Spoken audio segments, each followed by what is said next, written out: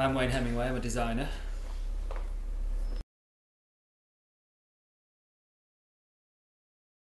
Well, there's always a designer involved or a team of designers involved in large-scale projects in Britain, but a lot of the cases you wouldn't think so, because I think too many other things overpower it. It becomes health and safety, highways, local opinion, which seems to frighten everybody, and in the end you end up with something that doesn't look like it's been touched by, you quite often end up with something that doesn't look like it's been touched by a designer or an artist or anybody. It looks like it's been delivered by an engineer who doesn't give a toss about what something feels like to enjoy it. I think we're in, even though Britain is seen as the world's leading nation in terms of creativity, whether it, via music, 50% of all TV output in the world originates in the UK. Our music leads the world. Our architects seem to be in demand everywhere, as well as our designers. It's amazing how many design houses, from fashion through to cars, are headed up or full of British trained designers. Yet, unfortunately, a lot of it doesn't manifest itself in large-scale projects in the UK, and I think a lot of that is to do with the fact that design is still seen as something that's about designing a nice printed cushion or a nice bit of graphics, or your company report you bring in designers to do. But when it comes to something, a large piece of infrastructure, it seems, well, that's for cars to drive across, or that's for a train to run on, and people seem to think, or governments and the people who deliver these seem to think that design shouldn't be anything to do with it. Well, they need to get with it a bit, I think.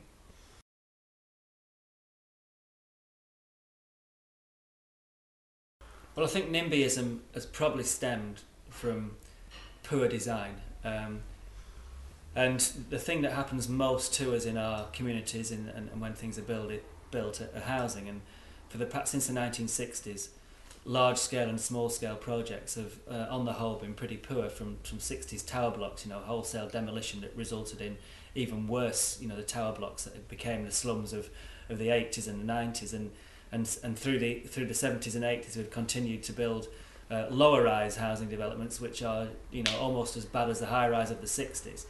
And that has quite rightly turned a lot of the public off the idea that we can build things in this country and leave a great legacy. So that has kind of muddied the waters for all sorts of things. Well, but if you look in continental Europe, and you'll see they've got a history of the last 40 or 50 years of their new housing in general being so much better than ours, and that has paved the way then for people to be more accepting of large-scale projects. So you'll get like the Øresund Bridge that links Copenhagen and Malmo, and you'll get all sorts of rail and road systems that people are proud of. That amazing bridge that was done in France by, I think it was Richard Rogers. Was it Richard Rogers? Yeah. So there's that amazing bridge that was done by Richard Rogers, in France. Could you imagine that getting through in the UK? But we could do all that, but unfortunately, we're certainly capable in terms of design and engineering.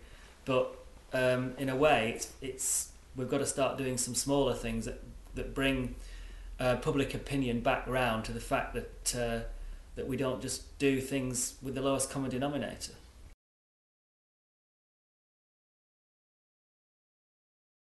I mean, the Eco Towns programme is a case in point. I mean, people are not stupid. They can see that to all intents and purposes they are new towns or new settlements. And you look back and think about the new settlements and the new towns that we've done since the 60s, and you look at Skelmersdale, and you look at Runcorn, and you look at Cumbernauld in Scotland, and none of them you would class as in the world's most livable cities. The only big success really of the new town movement was Milton Keynes. But most of them have been, mediocre, at best, and therefore people are looking at eco towns with a very jaundiced view. And again, it's about doing one small, get off to a start in a small way, do it absolutely brilliantly, make it a place that people think, I want a piece of the action there, I could live there, I like everything about it, and then we can motor on. But if we keep going for the same lowest common denominator, then all we're doing is supporting people in their correct opinion that in general we do it wrong.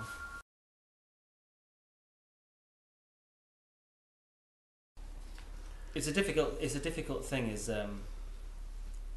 public consultation. You know, the public have to be consulted. We can't go back from just top down telling people what's needed. But when you get to a situation with a wind farm that, you know, with the idea of clean energy, and we are being held up by NIMBYism, then we have to work very hard to get around that, and a lot of that can come from intelligent argument, which I don't think there's been enough of that.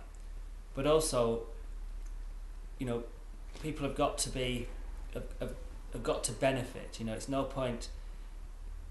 Britain has become a bit of a selfish society, and we're not going to pull back from that just overnight.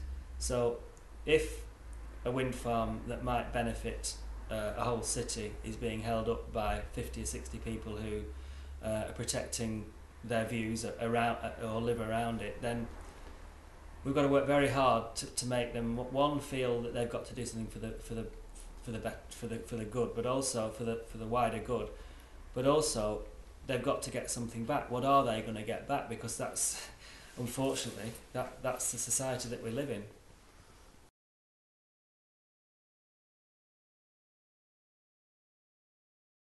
I mean, we're a small nation, and you're never too far away from any infrastructure that is going to take place. So there's always going to be deep opposition and a mistrust and a fear of change. We're also a country that, whilst at one end we are creative and accept change, it's still a minority that are like that, and we're very conservative with a small c nation, and we've got to work within those constraints. But also it's kind of a combination of being working within the constraints, but also taking on a bit of the French mantle of compulsory purchase, or dare I say that phrase.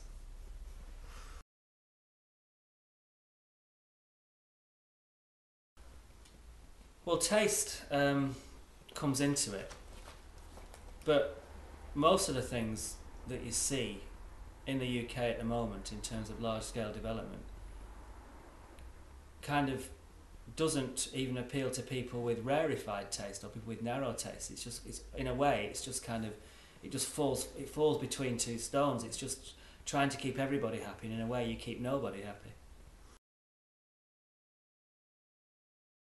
Examples that I've seen recently that have won over popular support are where they've given something back to the public as well. And if you look at the Iberg, the new island, which is just 15 minutes from the centre of Amsterdam, which is reclaimed land out of the Isselmeer, massive, great engineering project, and in theory, that was disturbing the natural environment, which was the Isselmeer.